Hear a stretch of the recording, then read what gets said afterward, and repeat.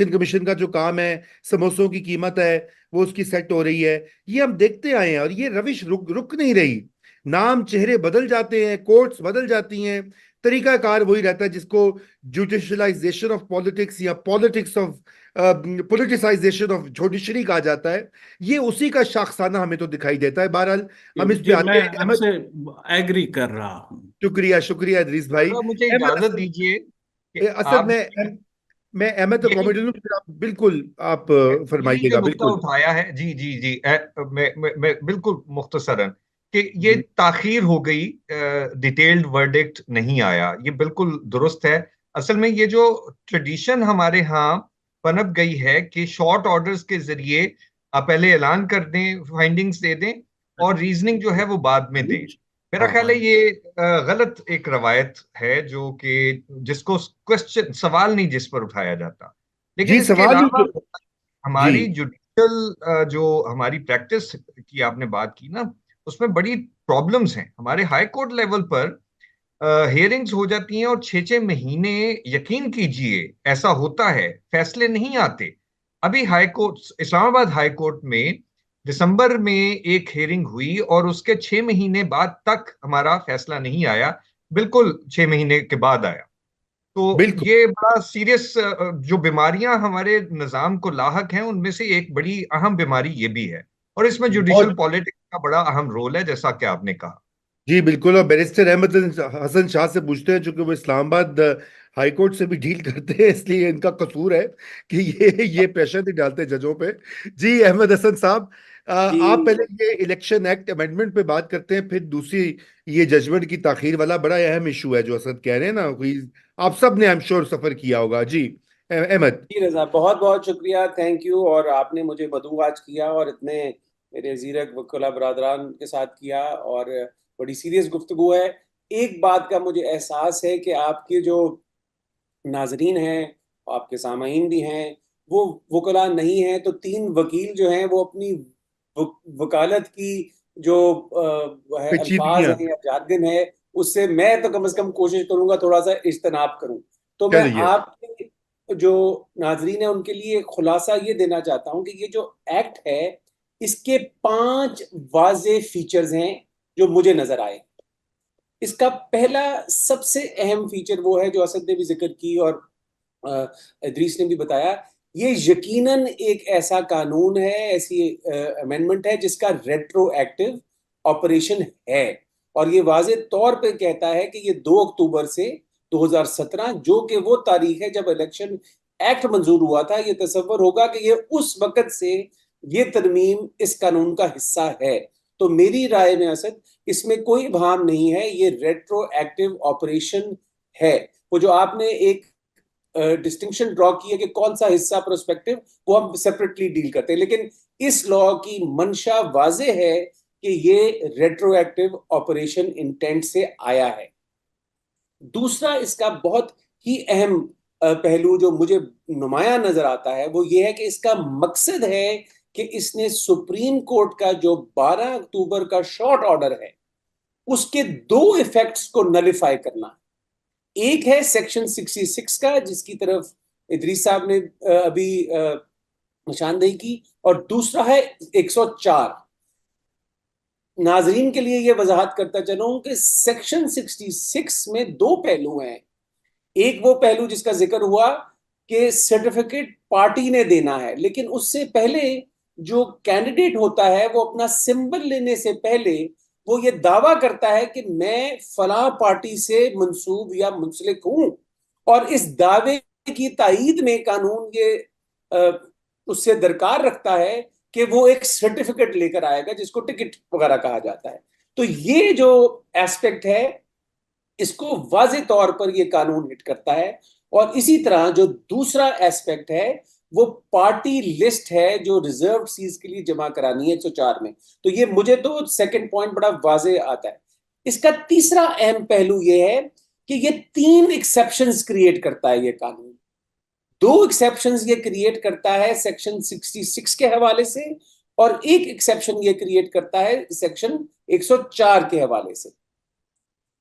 पहली एक्सेप्शन में ये कहता है कि अगर कोई ऐसा कैंडिडेट जिसने सिंबल लेते वक्त या लेने से पहले उसने अपनी डिक्लेरेशन अफिलिएशन की पार्टी की रिटर्निंग ऑफिसर के पास, यह है मैं स्टेज को समझना कि जब वो नॉमिनेशन पेपर जमा करा रहा है, वो रिटर्निंग ऑफिसर के पास अगर डिक्लेरेशन अपनी जमा नहीं कराता तो उसका इफेक्ट ये होगा कि वो इंडिपेंडेंट तस्वर किया जाएगा।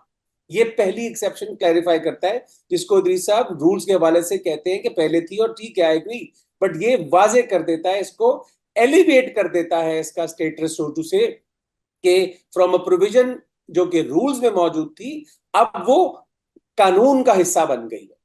इसी तरह ये दूसरी चीज जो मैं समझता हूं जिससे तनाजा खड़ा होगा वो ये है, ये कहता है कि अगर एक ऐसा इंडिपेंडेंट कैंडिडेट बाद में वर्ड इस्तेमाल करता है एट लेटर स्टेज। अब ये अल्फाज एट लेटर स्टेज, इसका क्या मतलब है? मैं ये समझता हूं कि ये कानूनी तौर पर बहस होगी और ये इंटरप्रेट अदालत करेगी कि what do you mean by later stage, what later stage, कब तक की जी लेटर स्टेज। और ये 66 की डायनेमिक्स है। और 104 में ये जो एक्सेप्शन क्रिएट करता है, प्रोवाइजो जिसको हम अपनी कानूनी जुबान में कहते हैं, वो ये कहता है कि अगर आपने पार्टी लिस्ट ना जमा कराई उस टाइम के अंदर जो प्रिस्क्राइब्ड है तो फिर game is over for you, आप दोबारा लिस्ट जमा नहीं करा सकते। अब इसके नीचे जो हिडन है वो ये बात है कि ये तारीख जो जमा कराने की लिस्ट की है, ये जब इलेक्शन प्रोग्राम या इलेक्शन शेड्यूल इलेक्शन कमीशन जारी करता है तो उसमें ये वाजे करता है कि ये तारीख कब होगी। हमारी इस इलेक्शन के हवाले से ये तारीख 22 दिसंबर थी प्रोग्राम के मुताबिक। चौथी चीज ये जो कानून करता है वो ये करता है, और वो शिक है जिसका जिक्र असद ने पहले ही कर दिया था, 104, जिसको वो न्यू शिक कह रहे हैं कि एक दफा इंडिपेंडेंट ने अपना कंसेंट दे दिया कि भाई मैं अब फलां पार्टी का बन गया, तो अब वो उसको वापस नहीं ले सकता। तो यहां से भी जो अली साहब कह रहे हैं वो रूल से स्टेटस एलिवेट होके एक्ट के ऊपर आ गया। और पांचवी चीज जो मैं समझता हूं जो कि बहुत अहम है जो ये कानून करता है, वो ये कहता है कि जिस तरह ये 66 और 104 के लिए उसने notwithstanding anything contained in any judgment of the supreme court, high court, अला बला, वो 104 के हवाले से भी यही बात करता है कि ये जो मैंने 104 का इफेक्ट दे दिया है इसको वो कबल अज वक्त, क्योंकि ये अभी हमें नहीं पता कि डिटेल्ड जजमेंट बिल्कुल सही के फरमा रहे हैं इदरीस साहब कि ये कबल अज वक्त है कि हम इस पे अपना कयास शुरू कर देंगे, वो जजमेंट क्या कहेगी क्या नहीं कहेगी। ऑल्दो अभी मैं दूसरी एक गुजारिश करूंगा जिसमें जिससे लगता है कि कुछ लोगों ने ये कयास शुरू कर दिया है। अब ये वो 5 पहलू हैं जो इस लॉ के नुमाया हैं, जो आम आवाम को पता होना चाहिए। जी अब हुआ ये है कि जब ये कानून बन गया तो आपने इब्तिदाइया में ये फरमाया गालिबन कि असेंट नहीं हुआ, मैंने ये सुना था असेंट हो गया है, तो I will go by your reporting कि हुआ है या नहीं, बट मुझे सुना था कि हो गया। इसकी जरूर आप नाजरीन के लिए पोजीशन क्लियर कर दीजिएगा।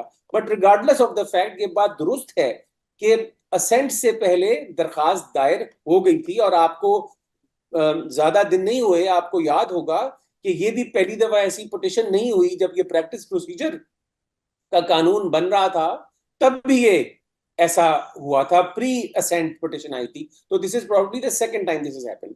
जी अब ये तो माशाल्लाह। आपने फोकस कर दी। अब मैं आपको ना एक और बात गुजारिश करना चाहता हूं।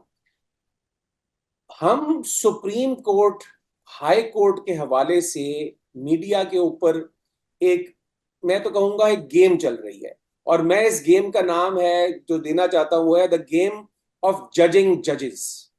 हर शख्स जो है वो जजों को जज कर रहा है कि उन्होंने क्या सही किया, उन्होंने क्या गलत किया। और ये गेम ऑफ जजिंग जजेस जो सोशल मीडिया पे है, ये अब आज अपने अरूज पर पहुंच गई। इस गेम का जो सबसे बड़ा नुकसान है मेरी समझ में, वो है अदलिया की स्टैंडिंग, अदलिया की क्रेडिबिलिटी, अदलिया का वकार, जो इनसब्स्टिट्यूटेबल है। ये मुमकिन ही नहीं है कि किसी मुल्क की अदालत हो और वो अवाम की काबिल एतमाद ना हो। तो मैं ये समझता हूं कि ये जो गेम ऑफ जजिंग जजेस चल पड़ी है, इसको भी कॉन्स्टिट्यूशनल एंकरेज की जरूरत है। इस बहस को भी हमें इस बात का ख्याल रखना है कि हम इंडिविजुअल जजेस की तनकीद जो भी चाहे जैसे मर्जी अपनी सवाबदीद करें, लेकिन हम उसको इस पैराए में ना लेके चले जाएं कि हम अवाम में ये मायूसी या डिस्पोंडेंसी क्रिएट कर दें कि जी अब अदालत तो इज अ नो गो, फायदा ही कोई नहीं है। बिकॉज ये बहुत बड़ा डैमेज होगा। आप और मैं यहाँ बहस कर रहे हैं ताकि हमारा निजाम अदल बेहतरी की तरफ जाए। तो हमें ये इस बात का भी इदराक रहना चाहिए कि हम कोई ऐसी बात या ऐसे मसले में ना पड़ जाएं जो सारे हाउस ऑफ कार्ड्स को कलैप्स ही कर दे। तो इसी बात को टच करके मैं बाकी एरियाज अपने दोस्तों और आप पे छोड़ता हूँ, और फिर इंशाल्लाह वक्त है तो और भी बात करेंगे। बहुत रजा, शुक्रिया। अगर अगर आप मुझे इजाजत दें तो मैं थोड़ी हाँ सी वजाहत चाहता हूँ। जी अहमद हसन ने ये बात की कि शायद मैंने रूल्स का हवाला दिया है। मैंने रूल्स का नहीं, मैंने लॉ का हवाला दिया था कि सेक्शन 66 ऑफ द एक्ट, और ये पहले से मौजूद है, जो नॉमिनेशन पेपर्स है ना आपके, उसके अंदर ये लिखा हुआ है कि जब आप अपनी एफिलिएशन डिक्लेयर करेंगे with a certain political party, आपको पार्टी टिकट अपने नॉमिनेशन पेपर्स के साथ लगाना है। अलबत्ता रिटर्निंग ऑफिसर थोड़ी कंसेशन दे देता है कि आप बाद में भी दे दें, तो कोई उसमें हर्ज नहीं है। ये सेक्शन 67 का मैंने हवाला दिया था, जिसका सबसेक्शन 3 ये कहता है कि अगर वो nominated is not nominated by a political party, is an independent candidate. तो ये तो मैंने कानून की बात की थी। अलबत्ता जहां तक बात ये है ना सेक्शन 104 की कि कोई नई चीज आई है, ये मैं इससे एग्री नहीं करता हूं। जो भी इन्होंने अमेंड किया है ऑलरेडी वो सेक्शन 104 में इनबिल्ट था। वहां की अगर आप मुझे इजाजत दें तो मैं एक लाइन सिर्फ पढ़ना चाहता हूं इसकी। Reserve seats for women and non Muslim in an assembly, the political parties contesting the election for such seats shall, within the period fixed by the commission for submission of the nomination papers, file separate list। तो ये already ये सारा काम उनको with in the limit जो election commission देगा उसके अंदर करना है। और दूसरा ये है कि अगर वो डेट एक्सपायर कर जाए तो फिर आप उस लिस्ट के अंदर, ये भी कानून का हिस्सा है कि रद्दो बदल नहीं कर सकते। अलबत्ता वो चीज रूल्स में लिखी हुई है जो पॉइंट असद ने रेज किया था कि जी इर्रेवोकेबल। रूल्स में लिखा हुआ है कि एक दफा जब आप कंसेंट दे देंगे तो फिर उसको रिकॉल या रीओपन नहीं किया जा सकता। असल में जो point which I wanted to make up is that कि मैं ये कह रहा हूं कि ऑलरेडी चाहे वो रूल्स थे चाहे वो कानून था, ये जो अमेंडमेंट है ये पहले से ही हमारा कानून है। उसके बावजूद सुप्रीम कोर्ट ने ये फैसला दिया है, तो फिर इस कानून के लाने की इफादियत क्या होगी, ये भी एक नुक्ता जो है जिसको हम डिस्कस करेंगे आपके प्रोग्राम में। जी जी बिल्कुल करते हैं। लेकिन इससे पहले मैं असद जमाल की तरफ बढ़ता हूं, क्योंकि मेरे ख्याल से ये जो पोलिटिसाइजेशन ऑफ जुडिशरी और जुडिशलाइजेशन ऑफ पॉलिटिक्स, ये दोनों चीजें साथ साथ चल रही हैं। जी नाजरीन, हमारी ये गुफ्तगू जारी रहेगी। ये बड़े अहम सवालात हैं मुल्क के आईनी, कानूनी, सियासी मुस्तकबिल के हवाले से, और कल इसका दूसरा हिस्सा हम पेश करेंगे। आज के लिए खुदा हाफिज। इस वीडियो को अगर आपको पसंद आए तो शेयर करें, कमेंट करें, लाइक करें, और कल तक के लिए अल्लाह हाफिज।